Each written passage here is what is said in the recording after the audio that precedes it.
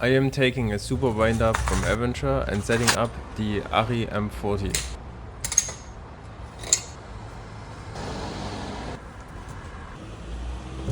Time is limited on set, and so prepping lights at the truck makes the workflow easier.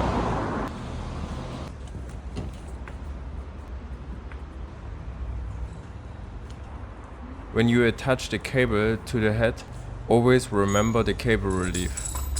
I take the bottom part of the M40 to do that. Before I attach the cable to the ballast, I detangle it. To have this setup as mobile as possible, I strap the ballast to the stand. Before pushing it to set, I tilt the head upwards to prevent the bulb from bursting.